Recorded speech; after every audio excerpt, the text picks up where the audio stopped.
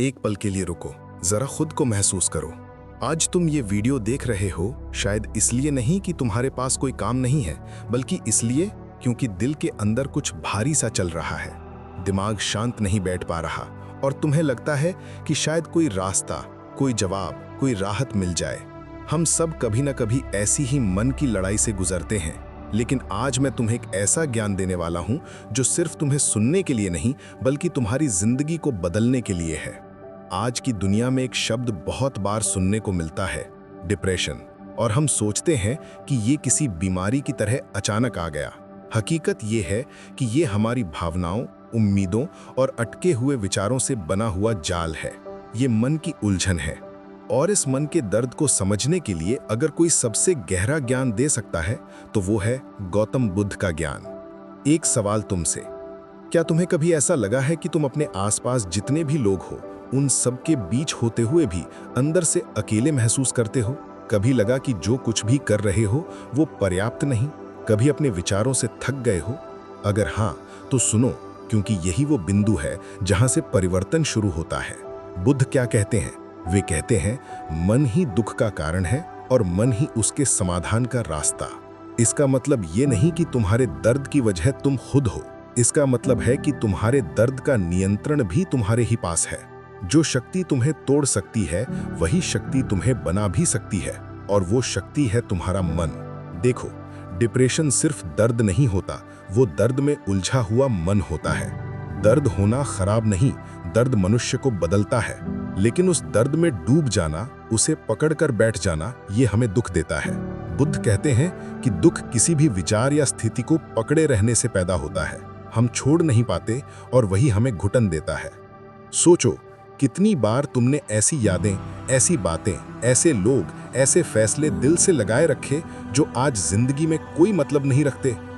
वो आज भी तुम्हें अंदर से चुभते हैं। तुम छोड़ना चाहते हो, भूलना चाहते हो, लेकिन मन पकड़ कर बैठा रहता है, क्योंकि मन आदतों से चलता है। पकड़ने की आदत, उम्मीद रखने की आदत, तुलना करने की आदत, यही बुद्ध का ज्ञान काम आता है। वे कहते हैं कि दुख कभी बाहर से नहीं आता, दुख हमारी उम्मीदों से जन्म लेता है। उम्मीद रखना गलत नहीं, लेकिन उन उम्मीदों को सच होने पर अटक जाना, यही दुख की शुरुआत है। डिप्रेशन अक्सर इस बात से आता है कि हम चाहते हैं जो हम सोचते हैं वैसा हो, लेकिन नहीं होता, और हम इस सच को स्वीकार नहीं कर पाते। हम दूसरों को भी दोष देने लगते हैं, घर वालों को, दोस्तों को, रिश्तों को, समाज को, पर पूरा खेल मन के अंदर चल रहा होता है। ये समझ लेना कि तुम्हारा मन ही तुम्हारा मैदान है, ये समझ लेना कि तुम्हारी लड़ाई तुम और तुम्हारे विचारों के बीच है, यही सबसे बड़ा ज्ञान है। अब एक बात और समझो, बुद्ध कभी ये नहीं कहते कि दर्द को खत्म करो, वे कहते हैं कि दर्द को देखो, समझो, स्वीकार करो, क्योंकि जिस चीज को तुम समझ लेते हो वो तुम्हें चोट नहीं पहुंचाती। जिस चीज से डरना छोड़ देते हो वो तुम्हें कैद नहीं कर सकती। डिप्रेशन में हमारी समस्या यही होती है कि हम अपने विचारों को दुश्मन समझ लेते हैं, हम उनसे लड़ने लगते हैं, लेकिन मन से लड़ने का मतलब है खुद से लड़ना, और खुद से कोई इंसान जीत नहीं सकता। बुद्ध तुम्हें ये नहीं सिखाते कि दर्द से भागो, बल्कि ये सिखाते हैं कि दर्द तुम्हें कहाँ ले जाना चाहता है उसे समझो। मान लो तुम्हारे जीवन में कुछ ऐसा हुआ जिसने तुम्हें तोड़ दिया, तुमने खुद को अयोग्य महसूस किया, तुम्हारे सपने टूट गए, तुम्हें लगता है जैसे जीवन रुक गया। पर सच क्या है? जीवन कभी नहीं रुकता, हम रुकते हैं, मन रुक जाता है, और हम सोचते हैं कि जिंदगी खत्म हो गई।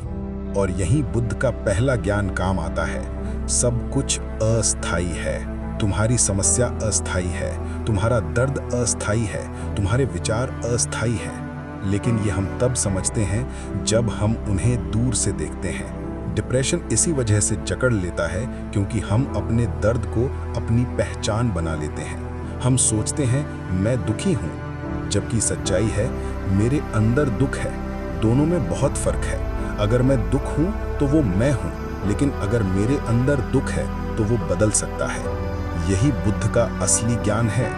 मन को अपने से अलग देखो। जैसे तुम अपने मोबाइल में अलग अलग ऐप देखते हो, वैसे ही अपने मन के विचारों को ऐप्स की तरह देखो। जो ज़रूरत के नहीं, जो तकलीफ दे रहे हैं, उनका इस्तेमाल बंद कर दो, अनइंस्टॉल कर दो। अब तुम कहोगे कि ये इतना आसान नहीं। सही हो, आसान नहीं, लेकिन असंभव भी नहीं। हर बदलाव अभ्यास से आता है।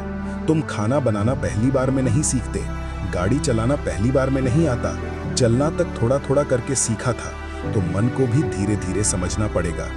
और बुद्ध यही कहते हैं, अभ्यास, मन को समझने का अभ्यास, मन को देखने का अभ्यास, मन को शांत करने का अभ्यास। और ये अभ्यास किसी मंदिर, किसी पहाड़, किसी आश्रम में जाकर नहीं, बल्कि यही तुम्हारी रोजमर्रा की जिंदगी में होता है। तुम चल रहे हो, काम कर रहे हो, खाना खा रहे हो, बातें कर रहे हो और मन को देख रहे हो। यही ध्यान की शुरुआत है। ध्यान कोई आसन नहीं, कोई तकनीक नहीं, ध्यान मन को देखना है। जब तुम अपने विचारों को सिर्फ आते जाते हुए देखोगे, उन्हें पकड़ोगे नहीं, उन्हें कहानी नहीं बनाओगे, तो वो तुम्हें चोट नहीं पहुंचाएंगे। जैसे सड़क पर गाड़ियों को जाते हुए देखते हो, पर हर गाड़ी में नहीं बैठ जाते। अगर हर गाड़ी में बैठने लगो, पता नहीं कहां पहुंच जाओगे। विचार गाड़ियां हैं, मन सड़क है और तुम दर्शक हो। जब तुम दर्शक बन गए, तुम्हारे ऊपर कोई विचार हावी नहीं हो सकता। और यही डिप्रेशन से बाहर निकलने का रास्ता है, दर्शक बनने का रास्ता। अब तुम्हें लग रहा होगा कि ये सब थ्योरी है, इसे जिंदगी में कैसे लाएं? तो अगली बात ध्यान से सुनो। जिंदगी बदलने के लिए बड़ी बड़ी चीजों की जरूरत नहीं होती, बड़े बड़े ज्ञान को अमल में लाने की जरूरत नहीं होती। बदलाव छोटे कदमों से आता है। रोज एक कदम, रोज थोड़ा सा। मन को देखने की आदत बनाना ही पहला कदम है। और जब तुम ये करना शुरू करोगे, तुम खुद देखोगे कि डिप्रेशन धीरे धीरे पिघलने लगता है। अब आगे बढ़ते हैं और समझते हैं कि बुद्ध का अगला ज्ञान इस समस्या को कैसे भीतर से खत्म करता है। मन को देखने की आदत यानी खुद को खुद से अलग देखने की शुरुआत। अब सोचो, जब तुम अपने मन को एक दर्शक की तरह देखने लगते हो, तो धीरे धीरे तुम्हें एहसास होता है कि जो विचार अंदर चल रहे हैं वे सच नहीं होते, वे सिर्फ विचार होते हैं। इस बात को समझना जितना आसान लगता है, असल में उतना ही गहरा है। क्योंकि डिप्रेशन का एक बड़ा कारण यही है कि हम अपने विचारों पर भरोसा कर लेते हैं, वो भी तब जब मन कमजोर होता है। मन अगर दुख में है तो वो क्या दिखाएगा? दुखी दिखाएगा। जैसे धूल लगे चश्मे से दुनिया धुंधली दिखती है, वैसे ही उलझे हुए मन से जिंदगी भी उलझी लगती है। यही बुद्ध का दूसरा महत्वपूर्ण ज्ञान आता है। मन तुम्हारा सेवक है, मालिक नहीं। जब हम अपने मन को बिना समझे उस पर विश्वास करने लगते हैं, तब हम अपनी ही बनाई कैद में फंस जाते हैं। मन हमें कहता है कि तुम असफल हो, तुम अकेले हो, तुम्हारे पास कोई नहीं है, तुम्हारी जिंदगी खराब है। और हम इन विचारों से लड़ने के बजाय उन्हें सच मान लेते हैं। हम खुद अपनी इंसानियत, अपनी ताकत, अपनी संभावनाओं को भूल जाते हैं। लेकिन सोचो, अगर मन सच बोलता तो क्या सारे सफल लोग कभी दुखी हुए होते? क्या बुद्ध खुद दुखी नहीं हुए थे? वे राजकुमार थे, सब कुछ था, फिर भी वे मन के दुख से परेशान हुए। इसका मतलब साफ है, दुख और डिप्रेशन बाहरी चीजों पर निर्भर नहीं करते। मन को सेवक समझना सीखो। सवाल उठाओ, क्या ये विचार सच है? क्या ये अभी की स्थिति को पूरी तरह बयान कर रहा है या सिर्फ डर का परिणाम है?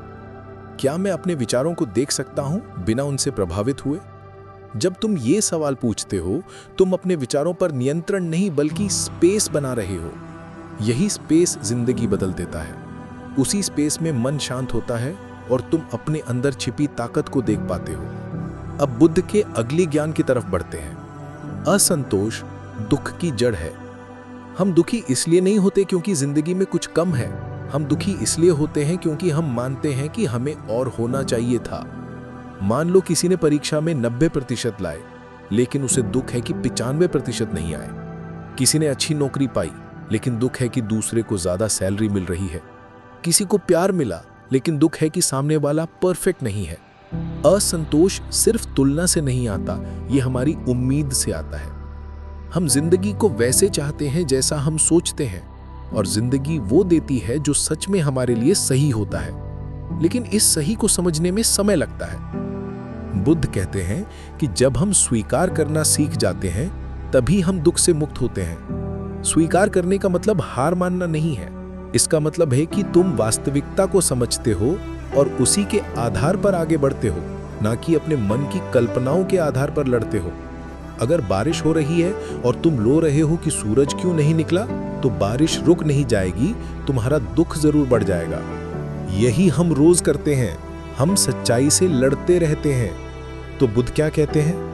सच्चाई को स्वीकार करो और फिर देखो कि तुम इसके साथ क्या कर सकते हो। तुम बदल सकते हो तो बदलो, नहीं बदल सकते तो छोड़ दो। छोड़ भी नहीं पा रहे तो मन से दूरी बनाओ।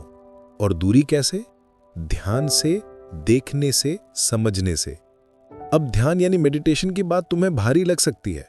तुम सोच रहे होगे कि मुझे तो मेडिटेशन आता ही नहीं है, मैं तो कोशिश करता हूं लेकिन मन में विचार आते जाते रहते हैं। यही तो ध्यान है। ध्यान मन को खाली करना नहीं, मन को जैसा है वैसा देखने का अभ्यास है। ध्यान में कोई गलती नहीं होती, तुम बस अपने विचारों को बिना रोक टोक आने दो, जाने दो। जैसे बादल आते हैं, गुजर जाते हैं। तुम आसमान हो, बादल नहीं। अब एक बहुत गहरी बात, डिप्रेशन में एक चीज बहुत आम होती है, खुद से नफरत। हम खुद को ही दोष देने लगते हैं। मैं बेकार हूं, मैं क्यों जी रहा हूं, मैं किसी के काम का नहीं। इन वाक्यों को तुमने सुना भी होगा और महसूस भी किया होगा, लेकिन यहां सुनो, ये बातें तुम्हारा मन कह रहा है, तुम नहीं। तुम वो आवाज नहीं हो, तुम वो सुनने वाले हो। बुद्ध कहते हैं कि मन को करुणा की जरूरत है, नफरत की नहीं। तुम किसी दुखी इंसान को डांटते हो क्या? नहीं। तो खुद को क्यों डांटते हो जब तुम दुखी होते हो? तुम्हें खुद को समझने की जरूरत है, खुद पर दया करने की नहीं बल्कि करुणा की। करुणा का मतलब है खुद को इंसान समझना, गलतियां करने वाला, सीखने वाला, बदलने वाला इंसान। अगर तुम गिरते हो, उठने का मौका है। अगर तुम टूटते हो, बनने की जमीन मिलती है। अगर दर्द है, इसका मतलब तुम अभी जिंदा हो और बदल सकते हो। अब आगे बढ़ते हैं बुद्ध के चौथे ज्ञान की तरफ। चिंता भविष्य की गुलामी है और पछतावा अतीत की। डिप्रेशन में हम या तो अतीत के दर्द में फंसे होते हैं या भविष्य की चिंता में फंसे रहते हैं। पर कहाँ जीना है? वर्तमान में। अतीत खत्म, भविष्य अभी आया ही नहीं। लेकिन मन को इन दो नुकसानदायक जगहों पर घूमने की आदत पड़ चुकी है। तो जिंदगी कैसी लगेगी? भारी, घुटन भरी, थकी हुई। यही कारण है कि हम छोटी सी खुशी भी महसूस नहीं कर पाते, क्योंकि हमारा मन घर में होता ही नहीं। वो या तो पीछे भाग रहा होता है या आगे। यही वजह है कि बुद्ध कहते हैं कि आज को जियो। आज जो है वही सच है। आज जो कर सकते हो वही शक्ति है। आज जो बदल सकते हो वही जीवन है। लेकिन इसे कैसे करें? एक आसान तरीका है, सांस पर ध्यान देना। तुम सांस को सिर्फ अंदर और बाहर होते हुए देखो। क्यों? क्योंकि सांस केवल वर्तमान में होती है। जब तुम सांस को देखते हो, तुम अब में लौट आते हो। बस कुछ मिनट रोज करो, कहीं भी बैठकर, चलकर, लेटकर, बस सांस को देखो। ये ध्यान नहीं, ये जीवन से जुड़ने का तरीका है। सांस धीमी होती है तो मन धीरे धीरे शांत होता है। मन शांत होता है तो विचार कमजोर होते हैं। विचार कमजोर होते हैं तो दर्द नियंत्रण में आता है। और जब दर्द नियंत्रण में आता है तब इंसान मजबूत होता है। अब बुद्ध का पांचवा ज्ञान, छोड़ना सीखो। छोड़ना मतलब भागना नहीं। छोड़ना मतलब समझना कि कुछ चीजें तुम्हारे नियंत्रण में नहीं है। रिश्ते, पैसा, नतीजे, लोग, फैसले, सब कुछ तुम नहीं चला सकते। लेकिन एक चीज हमेशा तुम्हारे हाथ में होती है, तुम्हारा मन। अगर तुम हर चीज को पकड़ कर रखना चाहोगे तो वो तुम्हें दर्द ही देगी। कभी कभी चीजों को छोड़ देने में ही जिंदगी की सबसे बड़ी जीत छिपी होती है। मन को छोड़ना सीखना सिर्फ विचार नहीं बल्कि जीवन बदलने की शुरुआत बन जाता है। छोड़ने की शक्ति बहुत बड़ी है, क्योंकि जब तुम छोड़ते हो तो तुम खाली नहीं होते, तुम मुक्त होते हो। और मुक्त मन ही असली शक्ति रखता है। दुख भी तभी तक ताकतवर है जब तक तुम उसे पकड़े रखते हो। जैसे हाथ में जलती हुई लकड़ी पकड़े रहोगे तो क्या होगा? वो तुम्हें जला देगी। लेकिन जैसे ही तुम उसे छोड़ दो, दर्द खत्म हो जाता है। दुख भी ऐसा ही है, पकड़े रहो तो तुम में आग लगा देगा, छोड़ दो तो सीखते जाएगा। अब समझो बुद्ध का अगला ज्ञान, खुद को स्वीकारना ही मन की क्रांति है। डिप्रेशन में हम खुद से लड़ते हैं, हम खुद से नाराज होते हैं। हमें लगता है कि हम वैसे क्यों नहीं हैं जैसे लोग हमें देखना चाहते हैं या जैसे दुनिया हमसे उम्मीद करती है। लेकिन बुद्ध कहते हैं कि इंसान का दुख उसके वास्तविक और आदर्श स्वरूप के बीच फंसा होता है। मतलब हम जो हैं उससे खुश नहीं, हम जो होना चाहते हैं वहां पहुंच नहीं पा रहे। और यही संघर्ष हमें थका देता है। तो क्या करें? पहला कदम है खुद को वैसे ही स्वीकार करना जैसे अभी हो। अगर तुम अभी थके हुए हो, दुखी हो, टूटे हुए हो, तो खुद पर गुस्सा करने की जगह ये समझो तुम टूटे नहीं हो, तुम बदल रहे हो। जैसे बीज मिट्टी में दबता है, अंधेरा होता है, घुटन होती है, लेकिन वो खत्म नहीं होता, वो अंदर ही अंदर शक्ति जुटा रहा होता है। वही बीज कुछ समय बाद पत्ता, तना, फूल, फल बनता है। तो जो तुम अभी महसूस कर रहे हो वो तुम्हारे अंत का संकेत नहीं है, वो तुम्हारे उगने का समय है। यही कारण है कि बुद्ध कहते हैं पहले खुद को समझो फिर बदलो। पर हम उल्टा करते हैं, खुद से नफरत करते हैं और जबरदस्ती खुद को बदलना चाहते हैं। ऐसा बदलाव कभी टिकता नहीं। बदलाव प्यार से आता है, मजबूरी से नहीं। तो अभी इसी वक्त अपने मन से कहो, मैं जैसा हूं अच्छा हूं और मैं बदल सकता हूं, लेकिन सच्चाई से, प्यार से, धीरे धीरे। जब तुम खुद के प्रति कोमल हो जाते हो, तुम खुद को खोते नहीं, पाते हो। यही उपचार है, यही डिप्रेशन का असली इलाज है। अब वो बात जो सबसे ज्यादा जरूरी है, डिप्रेशन में इंसान अकेला क्यों महसूस करता है? क्योंकि मन एक अंदरूनी कैद बना देता है और हमें लगता है कि कोई हमें समझ नहीं सकता। लेकिन बुद्ध के ज्ञान के अनुसार दुख एक सार्वभौमिक सत्य है। दुख सबके जीवन का हिस्सा है। जब ये समझ आती है तो तुम खुद को अकेला नहीं, इंसान समझने लगते हो। तुम्हें लगता है कि सिर्फ तुम ही संघर्ष नहीं कर रहे, बल्कि पूरी दुनिया किसी ना किसी रूप में संघर्ष कर रही है। यही समझ तुम्हारे अंदर करुणा लाती है, खुद के लिए भी, दूसरों के लिए भी। अब यहां एक महत्वपूर्ण मोड़ आता है, कर्म का ज्ञान। बुद्ध का कर्म सिद्धांत ये नहीं कहता कि जो हो रहा है वो पिछले जन्म का फल है और तुम कुछ नहीं कर सकते। नहीं, बुद्ध का कर्म सिद्धांत कहता है तुम्हारा आज का कर्म, आज का निर्णय, आज की मेहनत तुम्हारा कल बदल सकता है। मतलब आज तुम्हारी जिंदगी वही नहीं रुकी जहां तुम दुख में हो। अगर तुम अभी एक छोटा सा भी कदम उठाओ, मन को देखने का, सांसों पर ध्यान देने का, खुद को स्वीकारने का, छोड़ने का, तो ये छोटे छोटे कर्म तुम्हारा भविष्य बदल देते हैं। डिप्रेशन में इंसान सोचता है कि छोटा कदम बेकार है, लेकिन बुद्ध कहते हैं कि बड़ा पहाड़ एक एक कदम से चढ़ा जाता है। तो तुम्हें कोई बड़ा काम नहीं करना, बस रोज एक छोटा काम। अपनी सांस देखना, विचारों को देखना, खुद से दयालु होना, थोड़ा सा चलना, थोड़ा सा काम करना, थोड़ा सा जीवन जीना, बस हर दिन थोड़ा सा। यही छोटे छोटे कर्म ही जीवन की दिशा बदल देते हैं। अब एक और बात, डिप्रेशन में हम लोगों से दूरी क्यों बनाने लगते हैं? क्योंकि मन को लगता है कि कोई हमें समझ नहीं पाएगा और हम बोझ हैं। लेकिन बुद्ध का एक सिद्धांत कहता है मनुष्य स्वभाव से जुड़ाव चाहता है, अलगाव उसे और दुखी करता है। और इसका मतलब ये नहीं कि हर किसी से जुड़ो, इसका मतलब है सही लोगों से जुड़ो, शांत समय में जुड़ो, धीरे धीरे जुड़ो, किसी एक व्यक्ति से बात करो, एक छोटा रिश्ता मजबूत करो। ये कोई दोस्त हो सकता है, भाई बहन, माता पिता, कोई बुजुर्ग, कोई शिक्षक, या खुद तुम। हाँ, खुद से भी जुड़ना एक रिश्ता है। अब बुद्ध के ज्ञान का अंतिम और सबसे शक्तिशाली हिस्सा, जीवन में उद्देश्य, करुणा और सेवा। डिप्रेशन में इंसान अपनी पीड़ा में इतना उलझ जाता है कि दुनिया छोटी और अंधेरी लगने लगती है। लेकिन बुद्ध कहते हैं कि जैसे ही तुम दूसरों के लिए कुछ करते हो, चाहे छोटा ही क्यों ना हो, तुम्हारा मन हल्का हो जाता है। क्यों? क्योंकि दुख अंदर से पैदा होता है और सेवा बाहर की ओर प्रवाह देती है। जैसे गंदा पानी अगर रुका रहे तो बदबू मारता है, लेकिन वही पानी अगर बहने लगे तो साफ हो जाता है। सेवा मन को बहाव देती है। यह कोई बड़ी सेवा नहीं होनी चाहिए। किसी को थोड़ा प्यार देना, किसी को समझना, किसी का दर्द सुनना, किसी को मुस्कान देना, किसी की मदद करना। जब तुम दूसरों के दर्द को समझते हो, तुम खुद के दर्द से बाहर निकल आते हो। और यही बुद्ध का ज्ञान सिखाता है कि जीवन सिर्फ अपने लिए नहीं, दूसरों के लिए जीना भी एक तरीका है। और अब वक्त है CTA यानी एक्शन का। यह ज्ञान सिर्फ सुनने के लिए नहीं है, यह जीवन में उतारने के लिए है। तो आज से, अभी से 3 चीजें शुरू करो। दिन में 5 मिनट सांस पर ध्यान दो। बस बैठो, सांस आते जाते देखो, विचार आएंगे, आने दो, तुम बस देखने वाले बनो। दूसरा, खुद के साथ दयालु भाषा का अभ्यास करो। अपने मन से रोज कहो, मैं जैसा हूं ठीक हूं और मैं बदल सकता हूं, लेकिन सच्चाई से, प्यार से, धीरे धीरे। तीसरा, हर दिन एक छोटा सा अच्छा काम करो। किसी को मुस्कान, मदद, सम्मान, समय, धन्यवाद, कुछ भी छोटा। ये तुम्हारे मन का बोझ हल्का करेगा। इन तीनों कदमों में शक्ति है। ये तुम्हारा आज बदल देंगे और आज ही तुम्हारा कल बनाता है। याद रखो, तुम टूटे नहीं हो, तुम जाग रहे हो। तुम हार नहीं रहे, तुम सीख रहे हो। तुम खत्म नहीं हुए, तुम बदल रहे हो। और ये बदलाव, यही तुम्हें तुम्हारे असली रूप तक ले जाएगा। शांत, मजबूत, जागरूक और स्वतंत्र। अब उठो, सांस लो, जीवन को नए नजरिए से देखो।